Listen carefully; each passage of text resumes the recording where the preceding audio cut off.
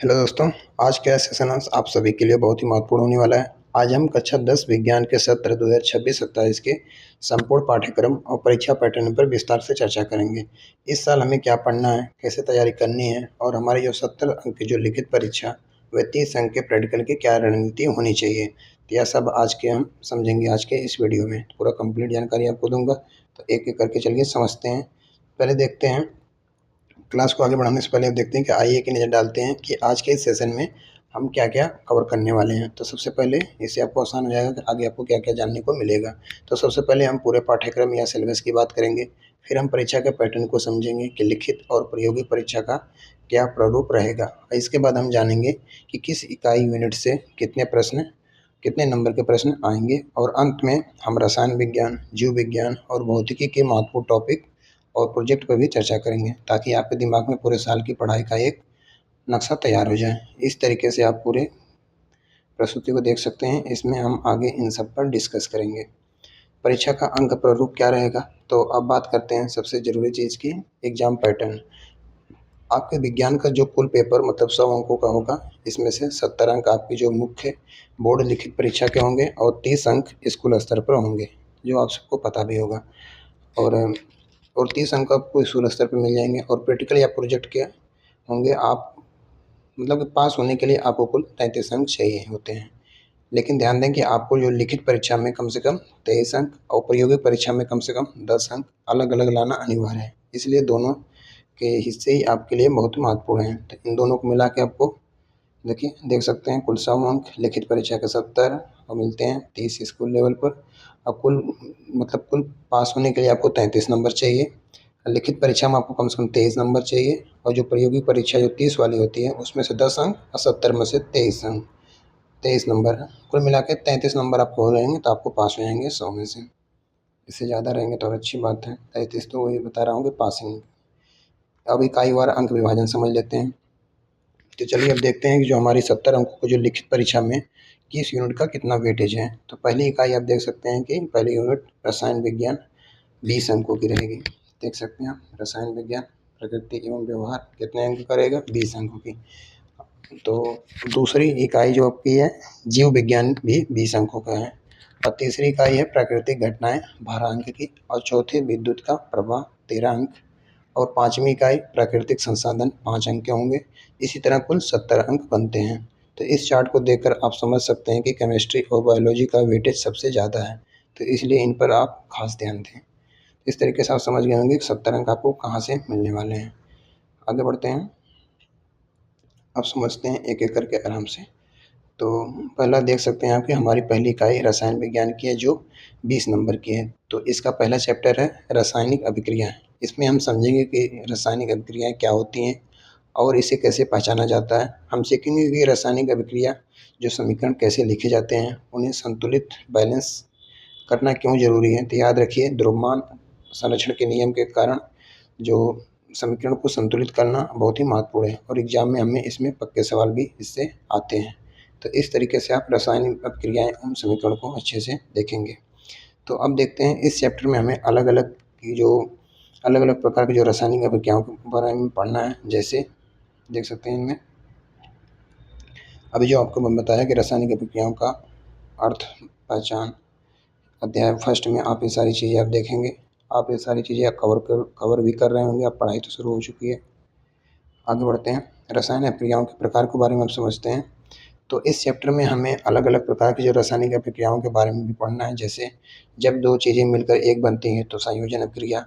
जब एक टूटकर अलग हिस्से में मतलब कि जब संयोजन कब बनता है, जब दो चीज़ें मिलकर एक बनती हैं तो संयोजन अभिक्रिया। जब एक टूटकर कई हिस्से में बढ़ती है तो अपघटन या वियोजन। इसी तरह से हम विस्थापन, द्विविस्थापन, अवक्षेपण और उदासीनीकरण प्रक्रियाओं को उदाहरण के साथ समझते हैं। साथ ही जो उपचय और अपचय यानी रिडॉक्स और रिएक्शन पर भी हमारी गहरी चर्चा होती है। तो इस तरीके से आप अपनी क्लास को कवर कर रहे होंगे। अगर इसमें से आपका कुछ छूटा हुआ तो इसको कवर करते चलिए। किसमें? रासायनिक अभिक्रियाओं के प्रकार में। तो इस तरीके से आपका सिलेबस में कोई भी पार्ट छूटेगा नहीं। अगर इसको आप वीडियो को पूरा देखते हैं तो आपको क्या-क्या सिलेबस में पढ़ने हैं, विज्ञान के अंदर आपको क्या-क्या चीज़ें पढ़नी है जो आपका छूटे ना, क्या-क्या चीज़ें इंपॉर्टेंट है सब मैं डिस्कस करके बताऊँगा आपको, आपके एग्ज़ाम के लिए एकदम आप साल भर पूरा मतलब कि जितने भी टाइम आपका बचा हुआ है उसमें आप अच्छा से अपना स्कोर कर पाएँगे अच्छे से पढ़ाई करके। तो इस तरीके से आप समझ सकते हैं। अगला देखते हैं अध्याय 2। अध्याय 2 का नाम क्या है? देख सकते हैं अम्ल क्षार एवं लवण। तो अगर देखते हैं, अब आते हैं दूसरे चैप्टर पर अम्ल क्षार एवं लवण, जिसमें हम देखेंगे H+ आयन देने वाले जो अम्ल और OH- आयन देने वाले क्षार क्या होते हैं। तो इसके जो भौतिक और रासायनिक गुण क्या हैं, और इसके अलावा हम जो सॉल्ट्स की जो सामान्य अवधारणाएँ पढ़ेंगे और जानेंगे कि जो सूचकांक कैसे बनते हैं, कि हर कोई चीज़ एसिड है या बेस है, और हाँ, जो हमारी रोज़मर्रा की ज़िंदगी में इसका क्या महत्व है, यह जानना भी बहुत मज़ेदार होता है। तो इसको आप इस चैप्टर में ये सारी चीज़ें आप कवर कर रहे होंगे या कवर करेंगे। बोलने में थोड़ा-सा फ्लो टूट जा रहा है मेरा। आगे देखते हैं पीएच पैमाना। तो इस चैप्टर का एक बहुत ही महत्वपूर्ण टॉपिक है पीएच। तो भैया पीएच पैमाना है। तो यह एक ऐसा स्केल है जो बिलियन में हाइड्रोजन या आयन की सांद्रता मापता है। अगर पीएच 7 से कम है तो पदार्थ अम्लीय होता है, आप सबको पता है, पढ़ भी रहे होंगे, और 7 से ज़्यादा है तो क्षारीय। अगर ठीक है, अगर ठीक 7 ही है तो वह उदासीन न्यूट्रल होगा। हम रोज़मर्रा की जो चीज़ों में पीएच का मान की तुलना करेंगे तो और समझेंगे किस पदार्थ की प्रकृति और पहचानने में स्केल कैसे हमारी मदद करता है। तो इन सारे सब्जेक्ट को, इन सारे टॉपिक को, इन सारी बातों को आप एक-एक करके अपने किताब से, टीचर से, ऑनलाइन, ऑफलाइन सब कुछ कवर करते चलते हुए आगे बढ़ते रहिए। दैनिक जीवन में पीएच का महत्व क्या है? तो आपको जानकर हैरानी होगी कि पीएच सिर्फ किताब तक सीमित नहीं है, हमारी ज़िंदगी में भी इसका बड़ा रोल है। हमारे पाचन तंत्र में आमाशय का पीएच, हमारे दाँतों का स्वास्थ्य, अगर मुँह का पीएच 5.5 से कम हो तो दाँत खराब होने लगते हैं। मिट्टी की प्रकृति जिससे फसल अच्छी हो, और यहाँ तक कि जो मधुमक्खी के डंक से होने वाले दर्द, इन सब में पीएच का ये विज्ञान छिपा है। यह चैप्टर आपके विज्ञान को असल में ज़िंदगी से जोड़कर भी सिखाता है। तो आगे बढ़ते हैं इसमें। महत्वपूर्ण रासायनिक यौगिक। तो बच्चों, जो एग्ज़ाम के नज़रिए से यह स्लाइड बहुत ही इम्पोर्टेंट है। इस चैप्टर में हमें कुछ जो महत्वपूर्ण जो प्रमुख यौगिक के जो निर्माण और उपयोग पढ़ते हैं, जैसे सोडियम हाइड्रोक्साइड की जो क्लोर अल्कली विधि होती है, ब्लीचिंग पाउडर, व्यंजक चूर्ण, baking soda, Dhawan soda, washing powder, और जो प्लास्टर ऑफ पेरिस पीओपी। हर साल बोर्ड परीक्षा में इसके जो निर्माण की विधि या उपयोग से जुड़ा एक सवाल ज़रूर पूछा जाता है। तो इनको आप जो महत्वपूर्ण रासायनिक अभिक्रिया में इनको आप ज़रूर पढ़िएगा, इनका फार्मूला और इनकी जो निर्माण विधि है, इन सबसे जुड़ा हुआ क्वेश्चन एग्जाम में ज़रूर आता है। आगे देखते हैं अध्याय 3 धातु एवं अधातु। तो हमारा तीसरा चैप्टर है धातु एवं अधातु। तो हम बचपन से ही धातु अधातु पढ़ते आ रहे हैं, लेकिन यहाँ हम इसके रासायनिक गुणों की गहराई में जाएंगे। हम सीखेंगे कि जो इलेक्ट्रॉन के जो स्थानांतरण से आयनिक यौगिक जो कैसे बनते हैं, और इसके गलनांक, क्वथनांक, इसके उच्च क्यों होते हैं। साथ ही जो सक्रिय रेडी होती है को याद रखने की ट्रिक भी हम इस क्लास में सीखेंगे। तो इस तरीके से आपको मैं एक-एक करके वीडियो भी लाता रहूँगा इससे रिलेटेड टॉपिक पर। तो आप चैनल को सब्सक्राइब करके रख सकते हैं, वीडियो को लाइक ज़रूर करिएगा। आगे बढ़ते हैं। इस तरह के अपडेट पाने के लिए आप चैनल को सब्सक्राइब करके जरूर रखिएगा, क्योंकि इसी से रिलेटेड मैं पूरा आपको पढ़ाई कराता रहूँगा। सारे टॉपिक को वीडियो एक-एक करके आती रहेगी, इसलिए कह रहा हूँ चैनल को सब्सक्राइब करके जरूर रखिएगा।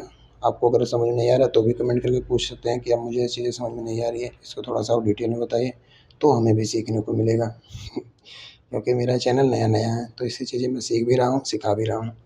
तो इस चैप्टर में हम धातु कर्म, अब देख सकते हैं इसमें धातु कर्म एवं संरक्षण में सीखें तो इस चैप्टर में हम धातु कर्म पढ़ेंगे, और यानी ज़मीन से निकलने वाले अयस्कों से धातु, शुद्ध धातु कैसे प्राप्त की जाती है, इसमें जो भंजन और जो निस्तापन कैसे महत्वपूर्ण जो प्रक्रियाएं शामिल हैं, और इसके अलावा हम जो संरक्षण यानी धातुओं पर जंग लगने के कारण और इसके बचाव के तरीके भी पढ़ेंगे। देख सकते हैं धातु कर्म और संरक्षण, तो इनको आप एक-एक करके किताब में ज़रूर पढ़िएगा विस्तार से। किसी को भी ऑनलाइन पढ़िए, ऑफलाइन पढ़िए, लेकिन पढ़िए इन सबके बारे में। जो मैं चैप्टर आपको बता रहा हूँ तो इसमें ये सारी चीज़ें आपको ज़रूर पढ़िए। आपको स्कूल कॉलेज में जैसे बताया जा रहा है उस तरीके से भी पढ़िए। आगे देखते हैं केमिस्ट्री का आखिरी और सबसे जो दिलचस्प चैप्टर है कार्बन और उसके यौगिक।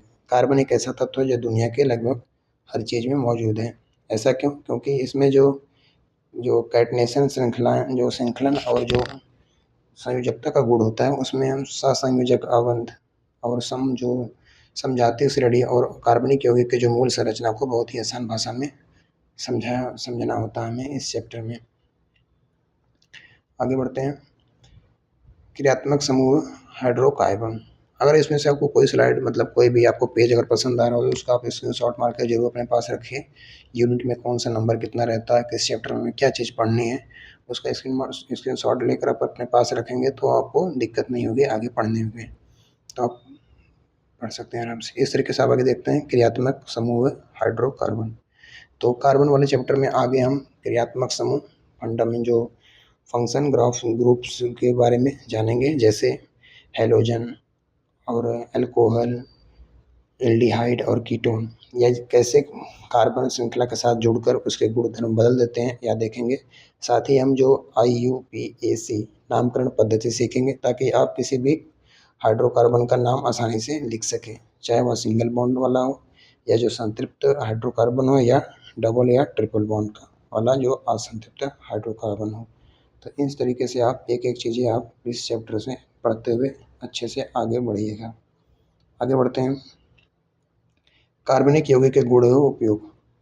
तो इस यूनिट के अंत में हम कार्बनिक यौगिक के कुछ खास रासायनिक अभिक्रियाएं पढ़ेंगे, जैसे दहन, ऑक्सीकरण और प्रतिस्थापन क्रिया। और इसके अलावा दो प्रमुख जो यौगिक हैं एथेनॉल और एथेनोइक अम्ल के बारे में डिटेल के बारे में चर्चा इसमें करते हैं। और हाँ, जो साबुन और जो अपमार्जक कपड़े जैसे साफ करते हैं तो मिसेल का निर्माण कैसे होता है, यह सब कुछ इसी हिस्से का मतलब इसी चैप्टर का ये सब पार्ट है। आगे बढ़ते हैं। जीव जगत। तो जीव जगत से आपको कितने नंबर देगा? ये 20 नंबर आपको देगा, तो इसको भी उसी तरीके से अच्छे से पढ़ना जरूरी है। तो पढ़ते हैं जीव जगत, जीवन प्रक्रियाएं के बारे में। तो चलिए अब हम केमिस्ट्री से बाहर निकल कर बायोलॉजी जीव विज्ञान की दुनिया में चलते हैं। तो जो हमारी दूसरी इकाई भी 20 अंक की है और इसका पहला चैप्टर है जीवन प्रक्रियाएं, लाइफ प्रोसेस। तो कोई भी जीव जिंदा है या कैसे पता चलेगा? तो इसके लिए हम 4 मूल तंत्रों का अध्ययन करेंगे। पहला क्या है? पोषण। और दूसरा क्या है? शोषण। तीसरा क्या है? परिवहन। चौथा क्या है? उत्सर्जन। तो इस तरीके से आप पोषण, खाना, शोषण, सांस लेना, परिवहन शरीर से जो शरीर में चीज़ों का घूमना, और उत्सर्जन कचरा बाहर निकालना। तो इस तरीके से हमारी क्या होती है? जीवन की प्रक्रियाएं होती हैं। आगे बढ़ते हैं। पोषण। तो जीवन प्रक्रियाओं में सबसे पहले आम जो भाग है वो कौन है? पोषण। तो हम देखेंगे कि पौधे अपना खाना कैसे बनाते हैं, जैसे स्वपोषी पोषण या प्रकाश संश्लेषण कहते हैं, किसे कहते हैं, मतलब कि हम देखेंगे जो पौधे अपना खाना कैसे बनाते हैं, जिसे हम स्वपोषी पोषण या प्रकाश संश्लेषण कहते हैं। इसमें क्लोरोफिल और सूर्य प्रकाश का जो क्या काम है, और यह समझेंगे कि हम परपोषी पोषण पर आएंगे, जहाँ हम मानो जो पाचन तंत्र के बारे में पढ़ेंगे, खाना मुंह से लेकर पेट और दांतों तक कैसे पहुंचता है, कौन से एंजाइम कम काम करते हैं, यह सब डायग्राम के साथ हम आगे समझेंगे। देख सकते हैं इनको।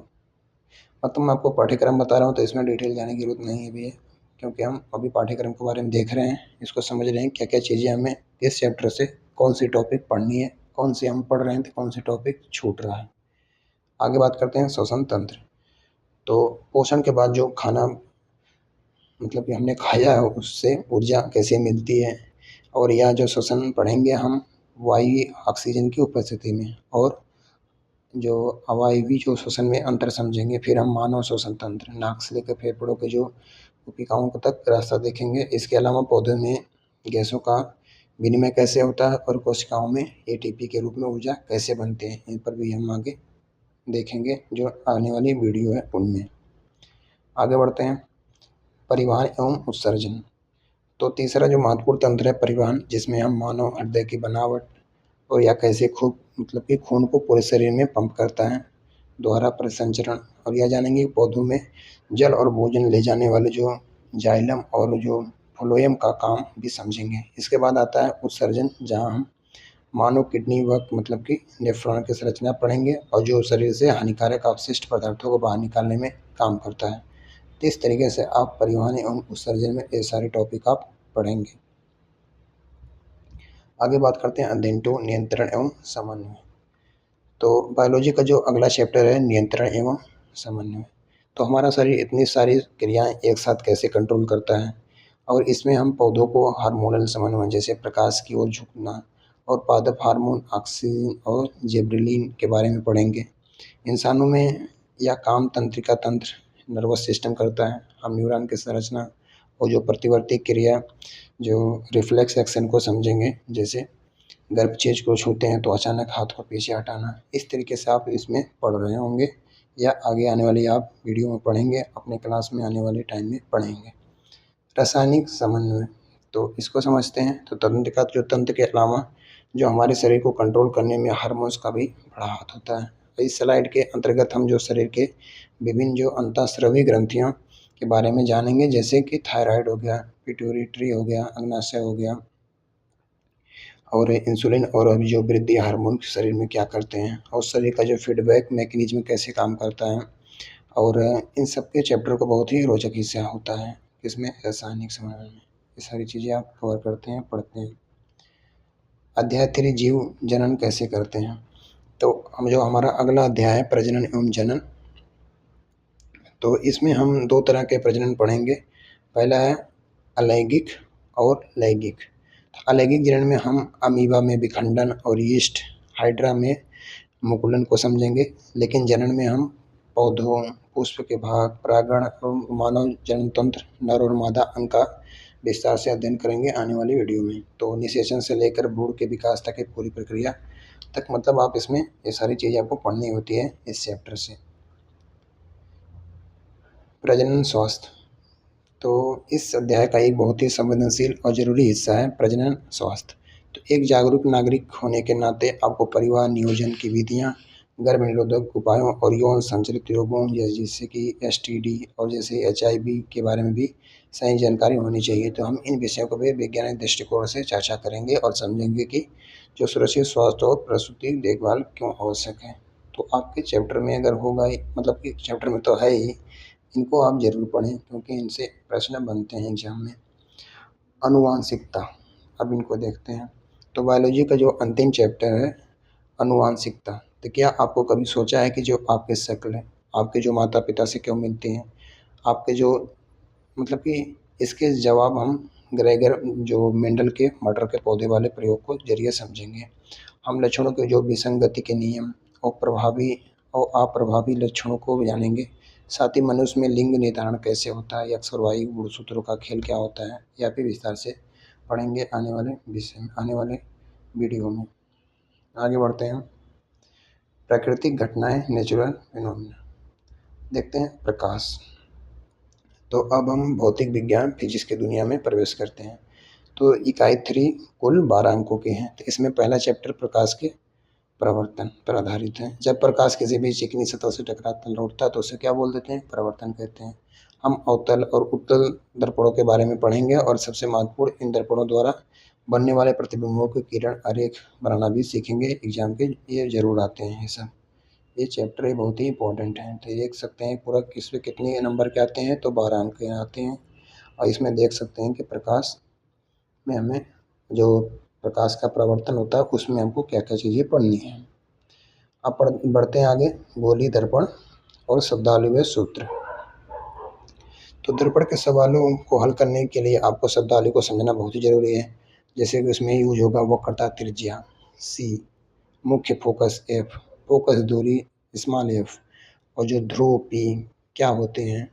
और यह हम जानेंगे कि इसके बाद जो हम प्रकाश का जो दर्पण सूत्र होता है, देख सकते हैं 1/f equal to 1/v plus 1/u और आवर्धन एम के फार्मूले को समझेंगे।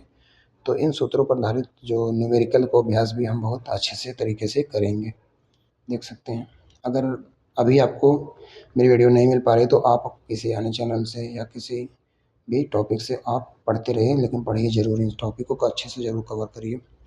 प्रकाश का अपवर्तन, तो परावर्तन के बाद आता है प्रकाश का अपवर्तन, यानी जब प्रकाश एक माध्यम से दूसरे माध्यम में जाता है तो वो मुड़ जाता है। इसमें हम अपवर्तन के नियम और जो स्नेल नियम को पढ़ेंगे। फिर हम लेंस उत्तल व अवतल द्वारा प्रकाश के अपवर्तन को समझेंगे। यहाँ भी हमें लेंस सूत्र आवर्धन पढ़ना है और साथ ही लेंस की क्षमता, पावर ऑफ लेंस, जिसे डायोप्टर में नापते हैं, उस पर भी चर्चा करेंगे।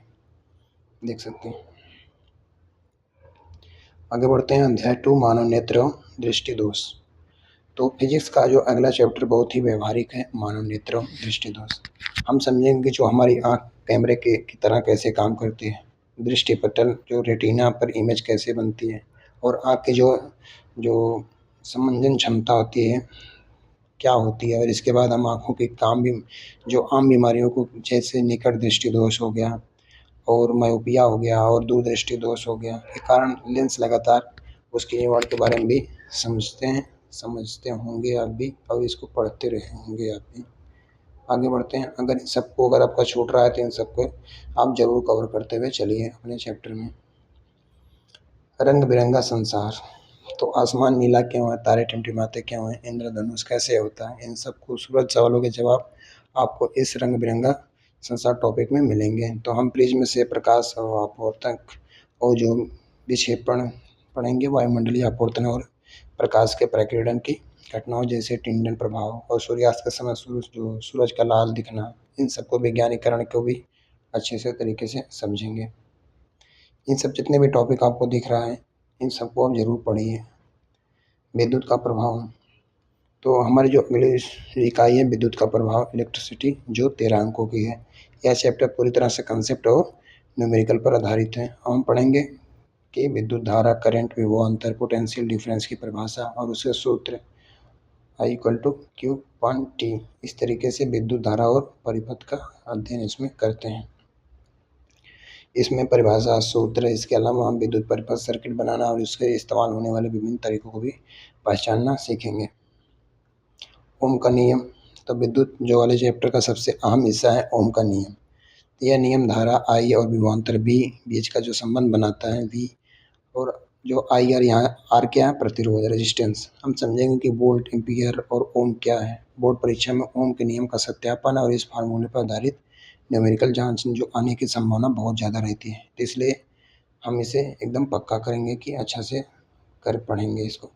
तो आप इनको ज़रूर पढ़ें, किसी के भी वीडियोस पढ़ें, किसी के भी चैप्टर्स पढ़ें, स्कूल कॉलेज में, ट्यूशन में, लाइब्रेरी में, कहीं भी पढ़ें, लेकिन इनको ओम के लॉ में ये सारी चीज़ें जरूर पढ़ें। इस चैप्टर से जो भी मैं आपको टॉपिक दिखा रहा हूँ सबको बहुत अच्छे से डिटेल में जरूर पढ़ें। प्रतिरोध को प्रभावित करने वाले कारक।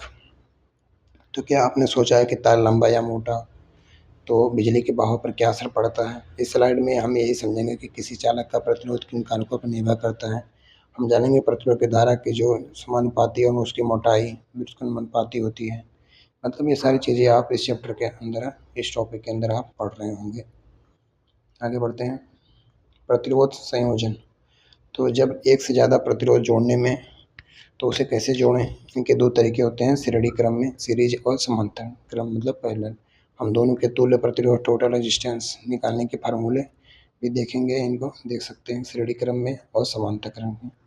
इनको वह समांतर क्रम में क्यों होती है, तो इस टॉपिक के लॉन्ग आंसर वाले न्यूमेरिकल भी आते हैं इस पर।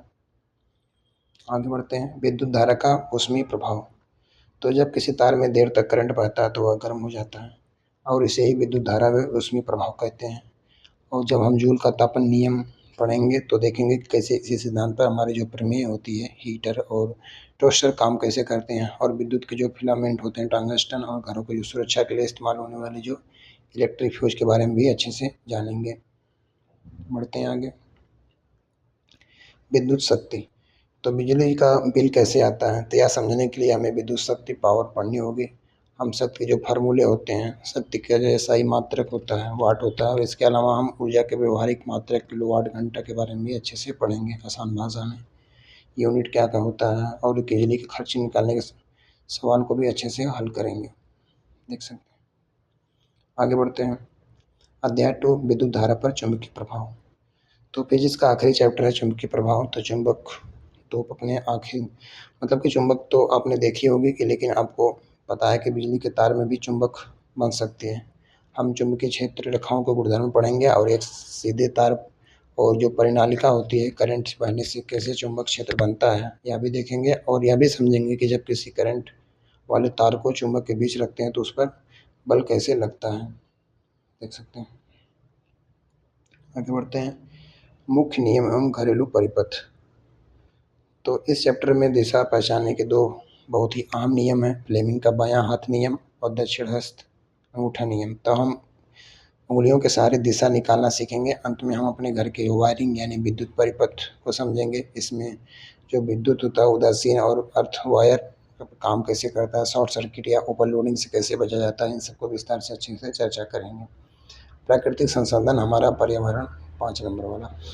तो इकाई 5 प्राकृतिक संसाधन है जो केवल 5 अंकों की और आसान है। हम बात करते हैं 29 नंबरों की जो आपके हाथ में है। आगे बढ़ते हैं, प्रयोगी परीक्षा अंक योजना। तो प्रयोगी परीक्षा प्रैक्टिकल 30 अंक के 2 हिस्से में 15 अंक जो बाह्य मूल्यांकन एक्सटर्नल एग्जामिनर द्वारा और 15 अंक आंतरिक मूल्यांकन स्कूल द्वारा। तो 12 अंक के 3 प्रयोग फिजिक्स केमिस्ट्री बायो में से 4-4 अंक होंगे और 3 अंक का वाइवा मौखिक होगा। तो इस तरीके से आपको नंबर 30 अंक मिलते हैं, आप देख सकते हैं स्क्रीन पर। आंतरिक प्रायोगिक मूल्यांकन 15 अंक के होंगे, देख सकते हैं आप कि जो 15 नंबर आपका आंतरिक मूल्यांकन है उसमें 9 अंक आपके प्रोजेक्ट वर्क के हैं। आपको तीनों विज्ञानों मतलब भौतिक, रसायन, जीव और एक एक करके प्रोजेक्ट बनाने होंगे। बचे हुए 6 अंक का आपके सत्रीय कार्य, प्रैक्टिकल और कक्षाओं पर आपकी उपस्थिति और अनुशासन पर निर्भर करते हैं, इसलिए फाइल पूरी रखना और रोज क्लास अटेंड करना बहुत जरूरी है। रसायन विज्ञान के प्रमुख प्रयोग, तो प्रैक्टिकल एग्जाम में केमिस्ट्री से जुड़े कुछ प्रमुख प्रयोग होते हैं गणित, जैसे आप देख सकते हैं इसमें। आगे बढ़ते हैं, भौतिक विज्ञान के प्रमुख प्रयोग। तो फिजिक्स के प्रैक्टिकल में आपको ओम के नियम और सत्यापन करते हुए इस सबको आप देख सकते हैं, पढ़ सकते हैं स्क्रीन को रोककर, वीडियो को रोककर। जीव विज्ञान का प्रमुख प्रयोग, तो बायोलॉजी के प्रैक्टिकल बहुत ही इंटरेस्टिंग होते हैं। इसमें आपको माइक्रोस्कोप के नीचे पतली छाल में इस तरीके से आप एक एक करके पढ़ सकते हैं, देख सकते हैं इसमें क्या लिखा है, कैसे करना होता है। इसी स्कूल में सब कुछ आपको बताया जा रहा होगा। प्रमुख प्रोजेक्ट कार्य के उदाहरण, तो इसमें प्रोजेक्ट फाइल के लिए आपको कई मजेदार टॉपिक चुन सकते हैं, जैसे विद्युत प्राकृतिक उत्पादों का पीएच मापना, विद्युत घंटे का मॉडल बनाना, मानव हृदय की वर्किंग होता है। इस तरीके से आप टॉपिक अपना सिलेक्ट कर सकते हैं। आगे बढ़ते हैं, विद्यार्थियों के लिए सफलता का सुझाव। तो आप देख सकते हैं इसमें, तो सिलेबस और वेटेज के हिसाब से अपना टाइम टेबल बनाएं। केमिस्ट्री में रासायनिक समीकरणों को अच्छे से लिख कर याद करें और फिजिक्स में फार्मूले रटे नहीं, समझें और ज़्यादा से ज़्यादा न्यूमेरिकल हल करें। बायोलॉजी में अच्छे और साफ नामांकित चित्रों को, डायग्राम को प्रैक्टिस करें और हाँ, अपने प्रैक्टिस फाइल समय पर पूरा करें। इस तरीके से किसी के भी चैनल से पढ़ें, कहीं से भी पढ़ें, स्कूल, कॉलेज, लाइब्रेरी और ट्यूशन पढ़ें, कहीं से भी पढ़ें, लेकिन कंप्लीट अपना कोर्स पूरा करें एग्ज़ाम से पहले। तो दोस्तों, मुझे उम्मीद है कि यह सेशन आपके लिए बहुत ही मददगार साबित होगा और आपको विज्ञान का पाठ्यक्रम और परीक्षा का पैटर्न पूरी तरह से स्पष्ट हो गया है। तो पूरे साल हम इसी तरह से रणनीति के साथ काम करेंगे। तो आप वीडियो को, चैनल को सब्सक्राइब करिए, वीडियो को लाइक कर दीजिएगा। मिलते हैं किसी अन्य वीडियो में, तब तक के लिए धन्यवाद। Thanks for watching.